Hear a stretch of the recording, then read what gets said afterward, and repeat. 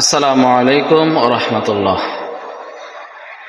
সম্মানিত দিনী ভাই এবং বোনেরা, আশা করি সকলে ভালো আছেন। প্রতিদিনের মতো আজকেও ইনশাআল্লাহ একটি সূরা মশক হবে।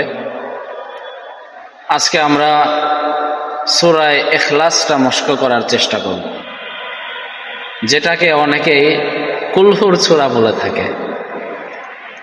তো ইনশাআল্লাহ আজকে সূরা ইখলাসের মশক হবে।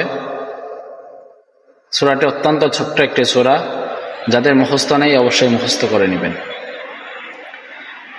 আউযু বিল্লাহি মিনাশ শাইতানির রাজীম।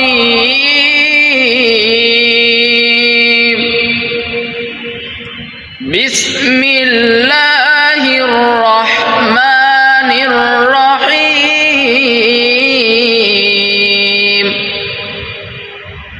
قل هو الله أحد الله الصمد لم يلد ولم يولد ولم يكن له كفوا أحد صدق الله العظيم।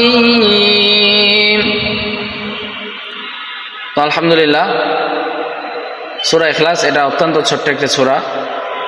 সকলেই এই সূরাটি সহিহ করে নেবেন।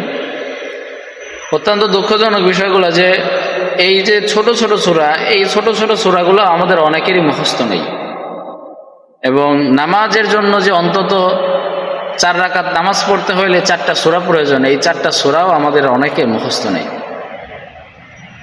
তো সম্মানিত দ্বীনী ভাইয়েরা আমার, সকলের প্রতি আহ্বান থাকবে, অন্তত পক্ষে 4 রাকাত নামাজ পড়তে যে সূরাগুলো প্রয়োজন এগুলো অবশ্যই মুখস্থ করবেন, এবং নামাজের মধ্যে যে দোয়া দরুদগুলো রয়েছে, দরুদ শরীফ, দোয়া মাসুরা, এগুলা ইনশাল্লাহ আস্তে আস্তে মুখস্থ করে ফেলবেন। ইনশাআল্লাহ এগুলাও মশক করাই দেওয়ার চেষ্টা করব।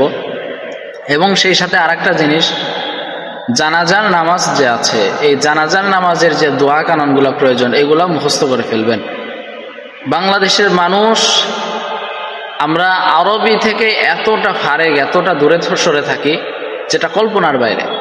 বাংলা ইংরেজি মোটামুটি আলহামদুলিল্লাহ সবাই ভালোই আছে, তবে আরবি থেকে এত পিছে যেটা কল্পনার বাইরে। নিজের বাবা মারা গেছে, সেই বাবার জানাজার নামাজে পিছে দাঁড়াইছে, জানাজার পিছের নামাজে দাঁড়ায় চারদিকে